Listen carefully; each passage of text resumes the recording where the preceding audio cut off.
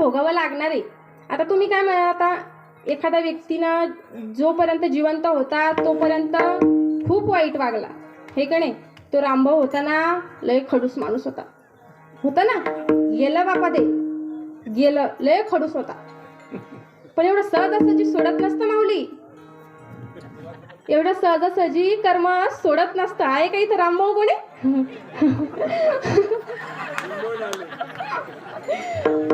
तुम्ही नाही बरं, तुम्ही चांगले केलेत ना. आता तुम्ही चांगले केलेत ना, मग तुम्हाला तर देव चांगलेच कर्माची फळं देणार. इथं सोडून दुसरे एखादे ज्यांनी वाईट कर्म केलेत ते.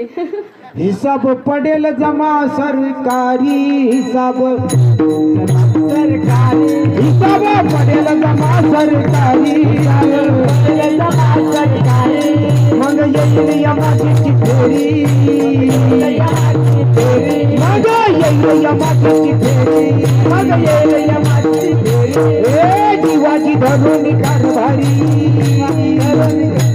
ए जीवाची धरून कारभारी, धरून कारभारी. देतील मार, देतील मार, देतील मार, देतील मार, देतील मार, देतील मार. ए जोहार माय बाप जोहार, जोहार माय बाप जोहार, जोहार माय बाप जोहार, जोहार माय बाप जोहार, जोहार माय बाप जोहार, जोहार माय बाप जोहार, जोहार माय बाप जोहार, जोहार माय बाप जोहार.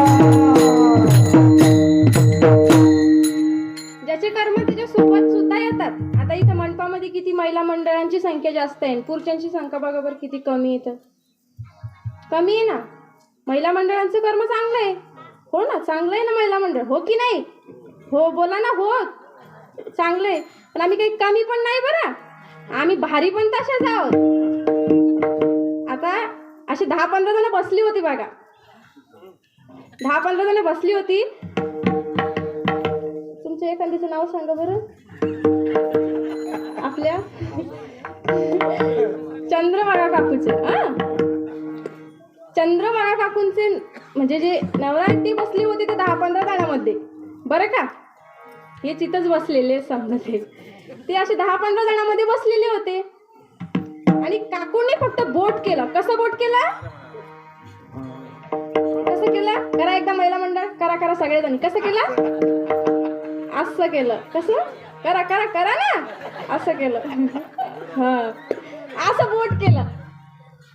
काका पण ते 10-15 जणातून उठून आले काकूकडे, तेवढ्या माणसातून उठून आले आणि काकूंना म्हणाले, काय काम आहे वा, 10-15 जणातून एवढं उठून बोलवलं. मग काकू काय म्हणाल्या, काय नाही, या बोटात किती ताकद होती ते पाहत. काय म्हणाल्या काकू, या बोटात किती ताकद होते ते पाहत होते. अशा आम्ही महिला मंडळ, आम्हाला कमी पण नका समजू, हलक्यात घ्यायचंच नाही आम्हाला.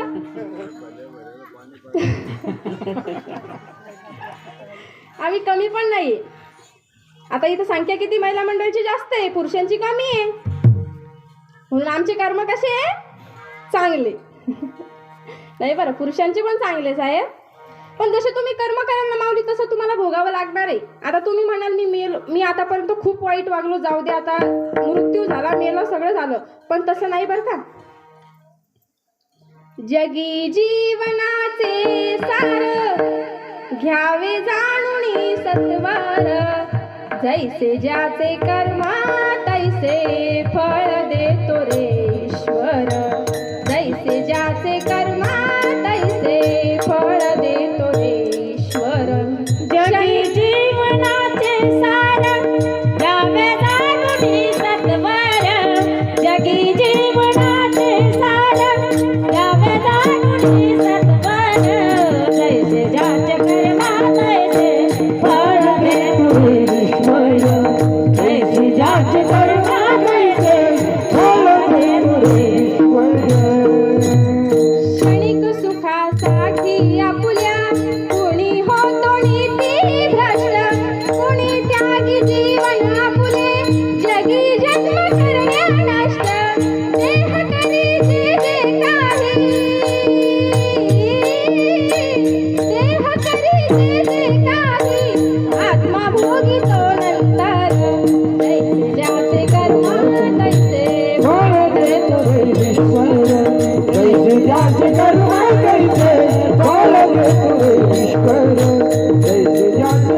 कैसे खोल दे तुझे ईश्वर. आत्मा भोगितो नंतर. कोण भोगता? तुम्हाला काय वाटतं? आता हा तसा वागलाय, गेला, झालं. तसं नाही माऊली. जसे कर्म कराल ना तसे नंतर आत्मा पण तुमचे ते कर्म भोगतो. क्षणिक सुखासाठी आपण काय करतो? काय करतो माहिती ना? आता बोलायची गरज नाही. काय करतो आपण क्षणिक सुखासाठी? दुसऱ्यांचा आनंद. पण आपला आनंद आपल्याला वाटतं तात्पुरता मर्यादित येतो फक्त.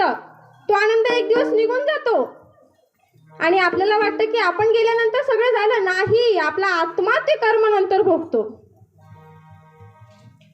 काय भोगतो? आत्मा. म्हणून माऊली जीवनात आलाय, चांगलं राहा, चांगले वागा, देवावर श्रद्धा असू द्या, गळ्यात तुळशीची माळ घाला, चांगल्या वाटेवर चला, सगळं ठीक होईल. आणि मग तू सुखासाठी तळमळ जी करतोय, मग ती तळमळ कुठं पूर्ण होऊन निघेल?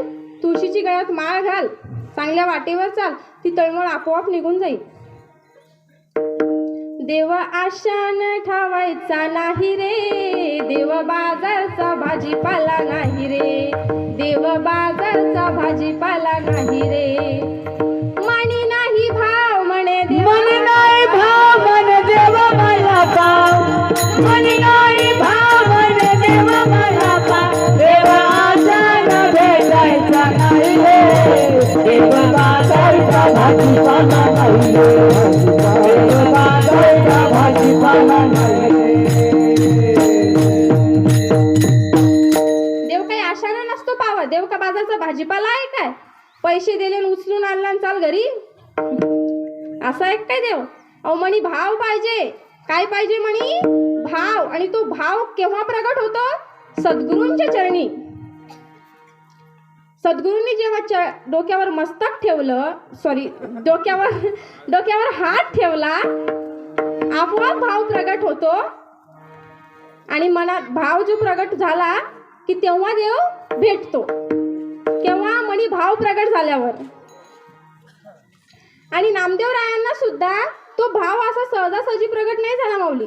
नामदेवरायांना सुद्धा भगवान देवाच्या मंदिरात जायचे आणि देवा पांडुरंगाने त्यांना स्वतः येऊन सांगितलं होतं की नामदेवा, मी फक्त या गाभाऱ्यापुरता मर्यादित नसून मी या चराचरात, या सृष्टीत भरलेला आहे. काय आहे? मी या चराचरात, या सृष्टीत भरलेला आहे. आणि पांडुरंगानं त्यांना विसोबा खेसरकडे जाण्याचा उपदेश दिला. त्यांचे गुरु नामदेवरायांचे त्यांच्याकडे जाण्याचा उपदेश दिला. त्यांच्याकडे गेल्याच्या नंतर नामदेवरायांना तो भाव प्रगट झाला आणि त्यांना त्या आध्यात्मिक दृष्टीची प्राप्ती झाली. आणि त्यांना तेव्हा कळलं की हा देव फक्त मंदिरापुरता मर्यादित नसून तो या चराचरात, या सृष्टीत व्यापलेला आहे. आता तुमच्या आमच्या सुद्धा इथं देव बसलेला आहे. पण तो दिसतो का, कळतो का आपल्याला? जेव्हा आपली मनामध्ये ती श्रद्धा असावी लागते, तो भाव प्रगट व्हायला लागतो. प्रगट जेव्हा होतो तेव्हा तो देव दिसतो. असा उगीच कसा देव दिसन? इकडं एखाद्याचा धुरा पोरायचा आणि इकडं टाळ कुटायचं. जमल का? कसं जमन बरं? तसं असं नाही करायचं ना. आपण जर दुसऱ्यासोबत चांगलं वागलो तर तो जर आपल्यासोबत वाईट वागत असेल ना, तर तुम्ही त्याच्यासोबत चांगलेच वागा असं मी म्हणते.